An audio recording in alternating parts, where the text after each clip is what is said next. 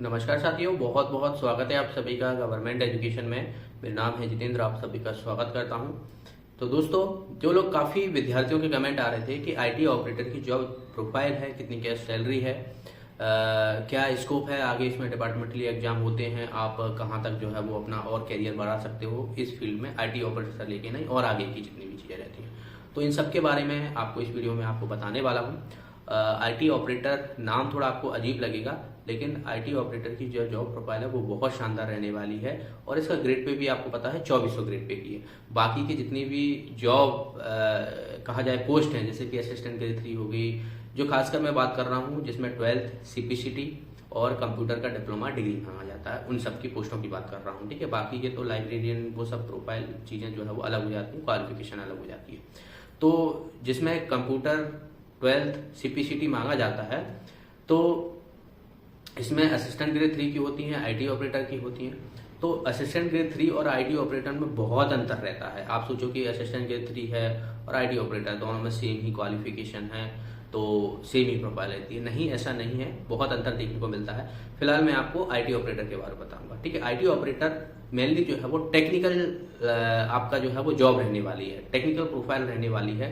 जैसे कि अभी मैं कमर्शियल टैक्स डिपार्टमेंट में पोस्टेड हूँ। ठीक है, तो वहाँ पर जितनी भी जो ऑनलाइन चीज़ें होती हैं, टैक्स से रिलेटेड चीज़ें होती हैं, जैसे कि टैक्स की बात की जाए तो आपके मन में आता होगा जीएसटी हो गया, टैक्स भरना हो गया, लोगों को कितना सरकार टैक्स लगाती है, वो सब चीज़ें ध्यान में रखते हुए आपको इस पर काम रहता है।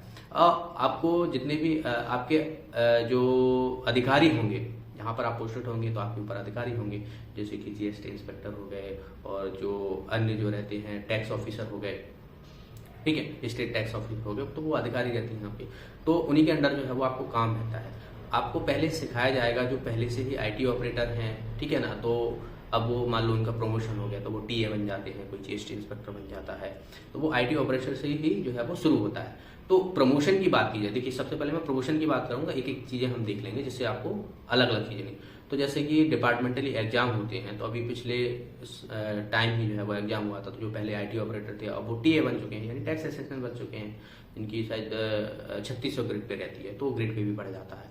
ठीक है, और उसके बाद जो है वो जीएसटी इंस्पेक्टर भी बन जाते हैं। तो जॉब का ऐसा है कि आपको काम आना चाहिए, पेपर होता है, आपको निकालिए, बशर्ते है आपकी रुचि होना चाहिए काम सीखने में। क्योंकि डिपार्टमेंटली एग्जाम है तो जाहिर सी बात है, जो डिपार्टमेंट में आपको सिखाया गया है उन्हीं से संबंधित आपके क्वेश्चन रहते हैं। ठीक है, वो अलग चीज़ है, जब आप पोस्टेड होगे तो वो आपको सारी चीज़ें पता पड़ जाएंगी।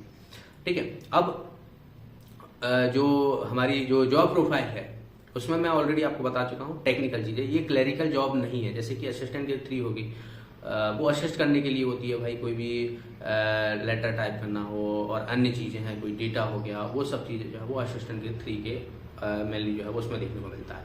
आपकी जो जॉब प्रोफाइल है वो टेक्निकल वाली है।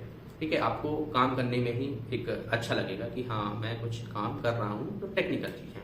हालांकि प्रोफाइल में जॉब में अंतर रहेगा, क्योंकि 2400 ग्रेड पे की है, वो 1900 ग्रेड पे की असिस्टेंट ग्रेड 3, तो ये देखने को मिलता है। और बेसिक पे 25,000 है, उसमें आप डीए वगैरह, एचआरए वगैरह, अलाउंस वगैरह और भी रहते हैं, तो आपकी जो सैलरी है 35-40 के बीच में जो है देखने को मिलती है। अभी मध्य प्रदेश में जो है वो 70% दिख रहे हैं, तो इतना मिला के जो है वो 70% आपको फिर उसका मिलता है।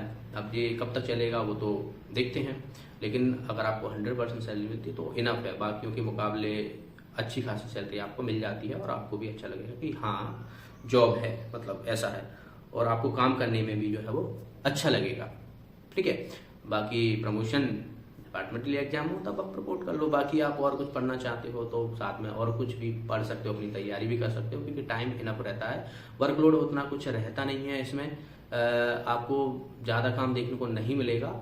और इसी में जैसे आईटी ऑपरेटर हो गया तो इसी में आपको एक्साइज वाला हो गया, तो एक्साइज में भी आईटी ऑपरेटर रहते हैं, वहाँ पर भी रहते हैं, टैक्स वाले में रहते हैं, तो थोड़े अंतर जो है देखने को मिलेगा, लेकिन आपका काम दोनों में सेम ही रहेगा, टेक्निकल वाला। ठीक है, ऐसा नहीं है कि अलग, बशर्ते है आपको काम आना चाहिए भाई। जब आप इस पोस्ट के लिए जा रहे हो तो आपको टेक्निकल चीज़ें आना चाहिए भाई, कंप्यूटर में क्या क्या चीज़ें, एक्सेल में आपको बनाना चीज़ें, ये सब चीज़ें हैं। अब ये सब चीज़ें जो है वो जरूरी भी हो जाती हैं, आपको सीखना पड़ेगा, नहीं आता है आप सीखिए, वहाँ पर सब चीज़ें बताई जाती हैं बहुत सही तरीके से।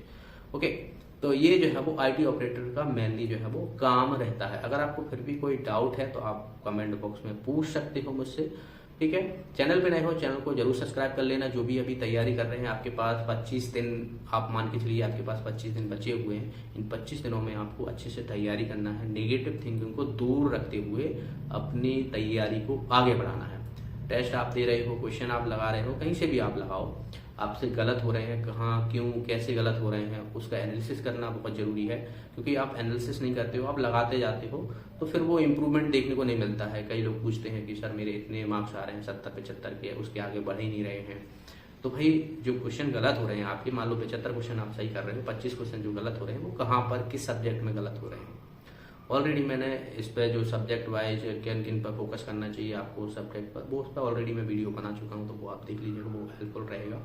और क्वेश्चन ज़्यादा से ज़्यादा जो है वो लगाइए आप, क्योंकि क्वेश्चन आप लगाओगे तभी जो है वो आपका इम्प्रूवमेंट देखने को मिलेगा, आपको कॉन्फिडेंस आएगा।